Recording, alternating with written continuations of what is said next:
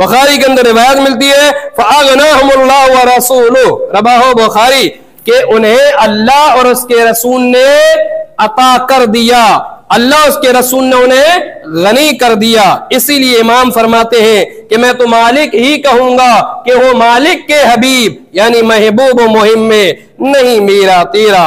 अज़ीज़ान मोहतरम, इसके अलावा जामे तिर्मिज़ी की रिवायत है, अल्लाह व रसूलु मौला मल्ला मौला ला, यानी अल्लाह और रसूल यानी अल्लाह ताला और अल्लाह के रसूल मददगार है उसके जिसका कोई मददगार नहीं, यानी जिसका कोई मददगार नहीं है उसके मददगार है, अल्लाह भी मददगार है और रसूलुल्लाह भी मददगार है।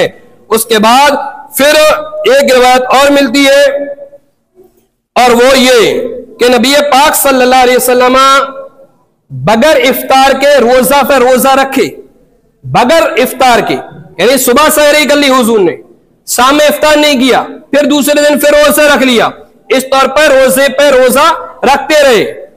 सहाबाए किराम रिज़वानुल्लाहि ताला अलैहिम ने जब हुजूर को यह देखा तो मुस्तफा करीम के सहाबा ने भी रोजे रखना शुरू कर दी, बगैर इफ्तारी के रोजे।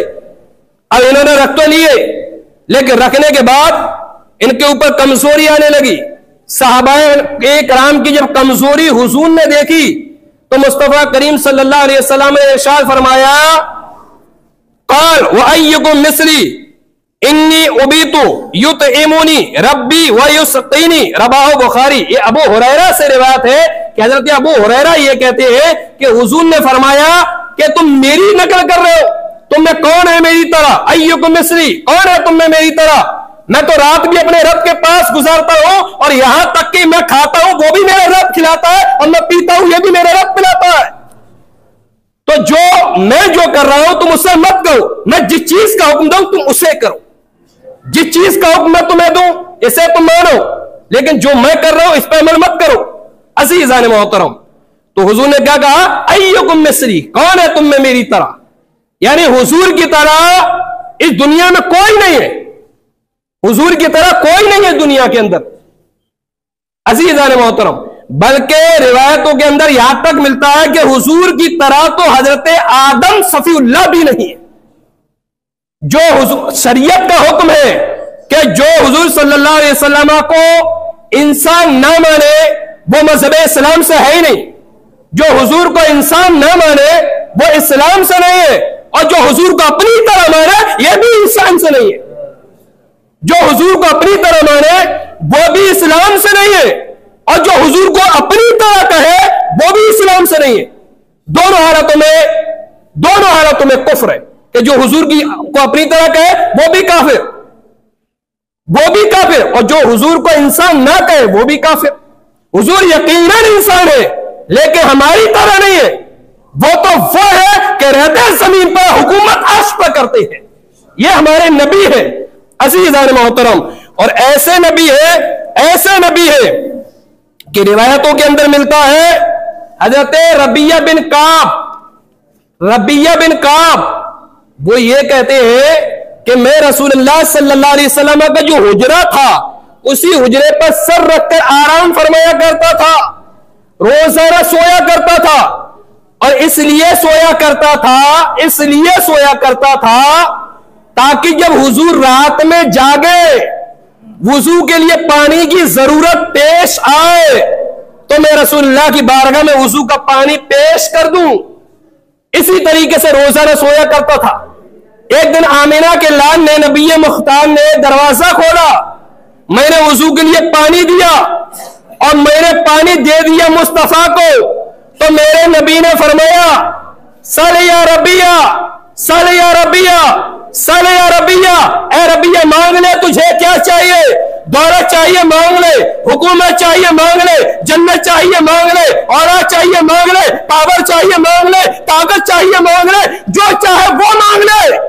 तो सहाबी ने, हजरत रबिया ने यह कहा, या रसूल अल्लाह मुझे जन्नत में आपका साथ चाहिए, साथ चाहिए। अब ये कहा न जाए कि रसूल अल्लाह किसी चीज के मालिक को मुख्तार नहीं है, हकीकत यह रसूल अल्लाह सारी चीज के मालिक को मुख्तार है, सारी चीज के। वरना हुजूर ये नहीं कहते एक सहाबी को कि रबिया मांग ले। क्या हुजूर को नहीं मालूम था कि जन्नत तो रब देता है, लेकिन मुस्तफा को मालूम है कि जो जन्नत है उसी जन्नत का अल्लाह ने मुझे मालिक बना दिया है। तो हुजूर ने कहा रबिया मांग ले, जो चाहिए वो मांग। रबिया ने क्या कहा, या रसूलल्लाह जन्नत में आपका साथ चाहिए। मुस्तफा ने कहा मिल गया, मिल गया। और ए रबिया और कुछ चाहिए? कहा या रसूलल्लाह बस अब कुछ नहीं चाहिए, बस जन्नत में आपका साथ चाहिए। हुजूर ने फरमाया रबिया तुझे मिल गया, लेकिन ए रबिया अब सजदों की कसरत शुरू कर दो, सजदों की कसरत। बहुत बहुत शुक्रिया, जज़ाकल्लाह। सजदों की कसरत चाहिए रबिया। अज़ीज़ान मोहतरम, और ये सही मुस्लिम शरीफ की रिवायत है। इस रिवायत से यह मालूम हो गया कि अल्लाह ने वाकई नबी पाक को मालिक मुख्तार बनाकर भेजा है। अरे जब रहमतुल लिल आलमीन बना के भेजा, कुरान ने कहा वमा अरसलनाका इल्ला रहमतुल लिल आलमीन, हबीब हमने तो आपको सारी कायनात के लिए रहमत बना के भेजा। और दूसरी जगह क्या कहा, इन्ना अरसलनाका शाहिदन व मुबश्शिरन व नज़ीरा, बेशक हमने आपको हाजिर और नासिर बनाकर भेजा, डर सुनाने वाला भेजा। फिर कहा मा आताकुम रसूलु फखुज़ूहु व मा नहाकुम अन्हु फंतहू, कि ऐ लोगों रसूलुल्लाह सल्लल्लाहु अलैहि वसल्लम जिस चीज का तुम्हें हुक्म दे उसे मानो, और जिस चीज से मना करे उससे दूर रहो। अल्लाह तबारक व तआला ने बड़ा मकाम अपने मुस्तफा को नवाजा है, और ये मुस्तफा है कि अल्लाह की अता से सब कुछ अता करते रहते। अज़ीज़ान मोहतरम, इसके अलावा आप फिर देखें, एक बड़ी प्यारी रिवायत आ रही है ज़रक़ानी अलल मवाहिब, ज़रक़ानी अलल मवाहिब। दूसरी अनवार मोहम्मदिया के अंदर भी ये रिवायत मिलती है। तीसरी शिफा शरीफ के अंदर भी ये रिवायत मिलती है कि जंग करते हुए देख लेना मुस्तफा का पावर क्या है। हमारे नबी को अल्लाह ने कितनी अजमतें अता की है, कितनी ताकत पावर अता किया है कि कतादा की आंखों में एक तीर लग गया। जंग करते हुए किसी जालिम ने तीर चलाया, वो कतादा की आंखों में लग गया, इधर आंखों में लगा है। कतादा ने हथेली पे लिया और उनका जो आंख का जो वो था उसको लिया अपने हथेली पे, हथेली पे लेकर रसूलुल्लाह की बारगाह में पेश कर दिया। या रसूलुल्लाह अलैहिस्सलातु वस्सलाम, जंग करते हुए कतादा की आंखों में दुश्मन ने तीर लगाया, और ये आंख का ये यहां मौजूद हथेली पर प्यारे आका सल्लल्लाहु अलैहि वसल्लम की बारगाह में जब पेश किया है, तो उस नबी का मकाम, उसकी अजमत मुलाहिजा करे। नबी ने यह नहीं कहा था ए कतादा अब ये आंख निकल गई है, इसको मैं सही कैसे कर सकता हूं, अल्लाह से दुआ करो, ये नहीं कहा। बल्कि हजरत कतादा से ये मुस्तफा ने कहा ए कतादा ये बता कि तुझे आंख चाहिए या तुझे जन्नत चाहिए। कतादा तुझे आंख चाहिए या जन्नत चाहिए? तो कुर्बान जाओ कतादा की मोहब्बत पर कि कतादा कहते हैं या रसूल अल्लाह आंख मेरी मर्जी से दे दीजिए और जन्नत अपनी मर्जी से दे दीजिए। कुर्बान जाइए कतादा की मोहब्बत पर। सहाबी करे या रसूल अल्लाह आंख निकल गई है। हुजूर ने फरमाया कि कतादा आंख चाहिए कि जन्नत? कि आंख तो अपने कर्म से, आंख तो मेरी मर्जी से दे दीजिए और जन्नत ये अपने कर्म से नवाज दीजिए। हुजूर ने फरमाया कतादा तुम्हें तुम्हारी आंख भी मिल जाएगी और तुम्हें जन्नत भी मिल जाएगी। उसके बाद मुस्तफा करीम ने अपना हजरत कतादा की आंख को सी में रखा और अपने लुआबे दहन लगाया, आंख को थूक लगाया, आंख सही हो गई। कतादा कहते हैं कि उसके बाद मेरी आंखों का दर्द भी खत्म हो गया और ऐसी रोशनी पैदा हुई कि जितनी पहले रोशनी नहीं थी अब उसके बाद पैदा हो गई। ये मुस्तफा करीम सल्लल्लाहु अलैहि वसल्लम के का पावर मुलाहिजा करिए, और ये रब ने कैसी ताकत और कैसी हुकूमत मुस्तफा को नवाजी। ये मुदल्लल किताबों के अंदर इसको जिक्र किया गया। और एक रिवायत हम और देख ले हजरत अबू हुरैरा की, क्योंकि बड़ी प्यारी रिवायत आ रही है तो मैंने कहा सुनाई दूं। और ये भी रिवायत बुखारी की है, कुरान के बाद सबसे अफजल किताब बुखारी, बड़ी प्यारी रिवायत। हजरत अबू हुरैरा ये कहते हैं कि कई दिनों से भूखा था। अबू हुरैरा वो ये कहते कई दिनों से भूखा था, तो मैंने ये सोचा भूखा तो हूं, अब क्या करूं, खाने की जरूरत पेश है। तो बोले रास्ते पे खड़े हो जाओ, कोई ना कोई तो गुजरेगा अपना। तो रास्ते पे खड़े हो गए, और जब खड़े हो गए तो इंतजार करते रहे, शायद मेरे चेहरे को, उदास चेहरे को कोई देखे और मेरे बारे में मालूम करेगा कि चेहरा क्यों उदास है। तो कह दूंगा कि भूख लगी है, कई दिनों से खाना नहीं है, अगर कुछ हो तो दे दो। खड़े रहे तो क्या देखा कि थोड़ी देर बाद हुजूर सल्लल्लाहु अलैहि वसल्लम आके यारे गारे साथी हजरत अबू बकर सिद्दीक का गुजर हुआ। और जब सिद्दीक अकबर का गुजर होता है तो हजरत अबू हुरैरा ये कहते हैं कि मैंने ये सोच लिया था कि कुछ आयत करीमा इनसे पूछ लूं, ताकि इतनी देर रुक जाएंगे, मेरे चेहरे को देख लेंगे तो मैं कह दूंगा मैं भूखा हूं। अबू हुरैरा ये कहते हैं उस आयत करीमा के बारे में मुझे मालूम था, लेकिन मैंने पूछ लिया सिद्दीक अकबर इस आयत करीमा के ताल्लुक से बताएं। तो वो ये सोचे कि अबू बकर मेरे चेहरे को देखेंगे, लेकिन अबू बकर सिद्दीक ने आयत करीमा बताई और निकल गए। जब वो निकल गए फिर उन्होंने देखा चलो और खड़े रहो। थोड़ी देर बाद उमर फारूक आजम भी है, फारूक आजम को भी फिर वही आयत करीमा पूछ ली कि उमर फारूक आजम इस आयत करीमा के ताल्लुक से बता दे। फारूक आजम ने आयत करीमा बता दी, वो भी निकल गए। अबू हुरैरा कहते हैं मैं सोचने लगा अब क्या करूं, ये तो दोनों निकल गए, इन्होंने तो दोनों ने चेहरे ही नहीं देखा, और जब चेहरे ही नहीं देखा तो मुझे खिलाएंगे पिलाएंगे कैसे। थोड़ी देर बाद क्या देखा कि आखिरकार वो आ गया कि जिसके आईने से अल्लाह ने सारी कायनात को पैदा कर दिया। थोड़ी देर बाद तो वो आ गया कि बेवाओं को सहारा जिसकी वजह से मिला, यतीमों को मकाम जिसकी वजह से मिला, गरीबों को मकाम जिसकी वजह से मिला, और ये कि जमीन और आसमान जिसकी वजह से पैदा की गई, आखिरकार वो आमीना का लाल आ गया। और हुजूर सल्लल्लाहु अलैहि वसल्लम आए तो अबू हुरैरा ये कहते हैं कि मैं कुछ कहता, मैं कुछ पूछता, उससे पहले ही मैंने क्या देखा कि मेरे नबी मुझे देखकर मुस्कुराने लगे, मेरे नबी मुस्कुराने लगे और कहा अबू हुरैरा आ जाओ, पीछे चले आओ। अबू हुरैरा पीछे चले आओ। नबी वो होता है जो दिलों का राज जानता है, नबी वो होता है दिल में क्या चल रहा होता है इसे भी खबर है।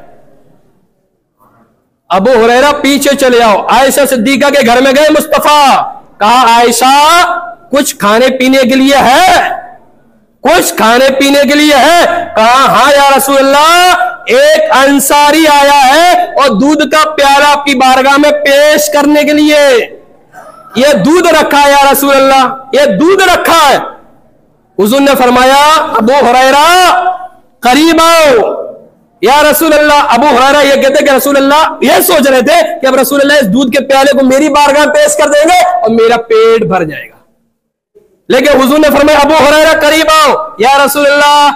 हुजूर ने फरमाया जाओ अहले सुफ़ा को बुला लाओ, अहले सुफ़ा को। बोले या रसूल अल्लाह क्यों? बोले ये दूध रखा है, अहले सुफ़ा पी लेंगे। अबू हुरैरा कहते हैं कि मुझे ऐसा लगा यही कहते हैं अबू हुरैरा तुम पी लो। अबू हुरैरा गए तो मालूम हुआ कि अहले सुफ़ा तो 70 थे, अहले सुफ़ा 70। अब 70 थे तो हजरत अबू हुरैरा कहते हैं अब इनके लिए जब दूध पेश हो गया तो आज मेरे फिर भूखा रहना पड़ेगा, अब कुछ मिलने वाला नहीं, इनसे बचेगा ही क्यों, 70 है इनसे बचेगा क्या। अहले सुफ़ा है, रसूल अल्लाह ने फरमाया अबू हुरैरा अब करीब फिर आओ, ये लो प्याला लो। अब अबू हुरैरा ने फिर सोचा, बोले शायद ये प्याला अब मुझे मिल गया है। हुजूर ने फरमाया अबू हुरैरा प्याला ले लिया।